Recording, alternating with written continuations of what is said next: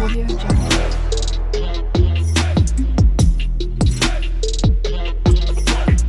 Audio Jungle. शस्त्र त्याग दिए।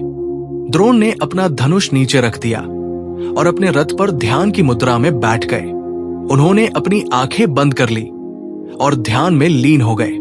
वे अपनी आत्मा को शरीर से अलग कर रहे थे।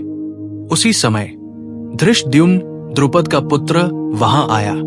धृष्टद्युम्न को द्रोण से बदला लेने के लिए ही उत्पन्न किया गया था। उसने देखा कि द्रोण निःशस्त्र है और ध्यान में लीन है। भीम और अन्य पांडवों ने धृष्टद्युम्न को रोकने का प्रयास किया। उन्होंने कहा, ये अधर्म है। एक निःशस्त्र और ध्यानमग्न व्यक्ति को मारना महापाप है। परंतु धृष्टद्युम्न ने किसी की नहीं सुनी। धृष्टद्युम्न ने अपनी तलवार उठाई और द्रोण का सिर काट दिया। इस प्रकार महान गुरु द्रोणाचार्य की मृत्यु हुई। ये मृत्यु अधर्मपूर्ण थी, छल से, निःशस्त्र अवस्था में। जब अश्वत्थामा को अपने पिता की मृत्यु का समाचार मिला तो वो अत्यंत क्रोधित हुआ। उसने देखा कि किस प्रकार छल से उसके पिता को मारा गया। अश्वत्थामा ने प्रतिज्ञा की कि वो अपने पिता की मृत्यु का बदला लेगा। ये प्रतिज्ञा बाद में रात्रिकालीन नरसंहार में परिणत हुई। द्रोण महाभारत के सबसे जटिल चरित्रों में से एक है। वे एक महान गुरु थे, एक कुशल योद्धा थे और एक समर्पित पिता थे, परंतु साथ ही उनमें कमजोरियां भी थी। द्रोण की सबसे बड़ी शक्ति थी उनका ज्ञान। वे सभी अस्त्र शस्त्रों के ज्ञाता थे। उन्होंने परशुराम से शिक्षा प्राप्त की थी। उन्होंने अपने शिष्यों को सर्वोत्तम शिक्षा दी।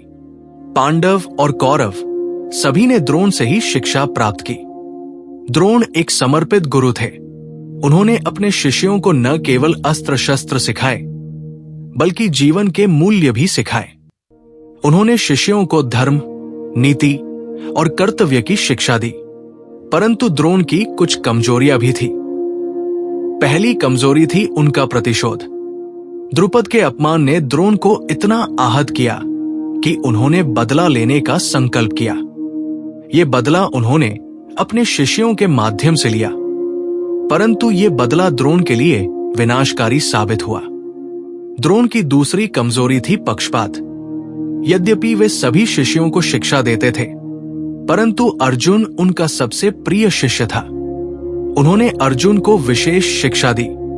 एकलव्य की घटना दर्शाती है कि द्रोण अर्जुन को सर्वश्रेष्ठ बनाए रखने के लिए कितनी दूर तक जा सकते थे। द्रोण की तीसरी कमजोरी थी कर्तव्य और प्रेम के बीच संघर्ष। युद्ध में उन्हें अपने प्रिय शिष्यों के विरुद्ध लड़ना पड़ा।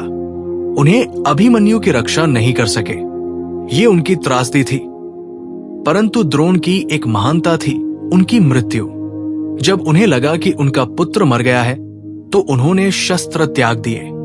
वे जानते थे कि युद्ध में ये खतरनाक है, परंतु उन्होंने अपने पुत्र के प्रति प्रेम को अपने कर्तव्य से ऊपर रखा। ये एक पिता का प्रेम था। द्रोण की विरासत आज भी जीवित है। वे गुरु शिष्य परंपरा के प्रतीक हैं। आज भी जब कोई गुरु अपने शिष्य को शिक्षा देता है तो द्रोण का नाम लिया जाता है। द्रोणाचार्य पुरस्कार भारत में खेल प्रशिक्षकों को दिया जाने वाला सर्वोच्च पुरस्कार है। द्रोण का जीवन हमें सिखाता है कि ज्ञान और कौशल महत्वपूर्ण है, परंतु चरित्र और भी महत्वपूर्ण है।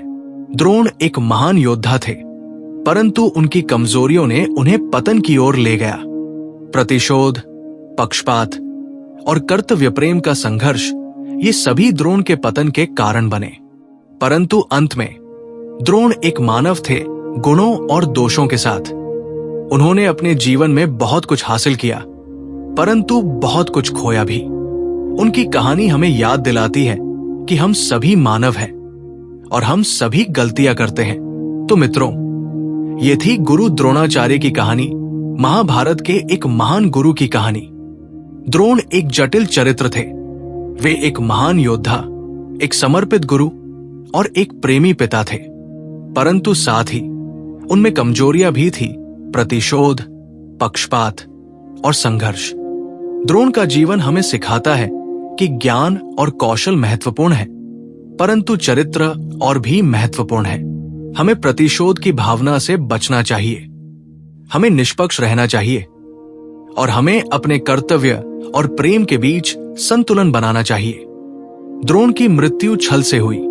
यह दर्शाता है कि युद्ध में भी धर्म का पालन होना चाहिए। परंतु जब युद्ध चल रहा हो तो अक्सर धर्म और अधर्म की रेखा धुंधली हो जाती है। द्रोण का नाम आज भी सम्मान से लिया जाता है। वे महाभारत के सबसे महत्वपूर्ण पात्रों में से एक हैं। उनकी शिक्षाओं ने पांडवों और कौरवों को महान योद्धा बनाया। यदि आपको गुरु द्रोणाचार्य की ये गहन और प्रेरक कहानी पसंद आई हो तो कृपया लाइक करें और चैनल को सब्सक्राइब करें। ऐसी और भी महाभारत की गहन कहानियों के लिए जुड़े रहें हमारे साथ। शुभ रात्रि।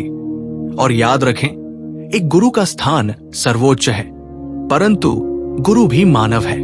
हमें उनका सम्मान करना चाहिए, परंतु उनकी गलतियों से सीखना भी चाहिए।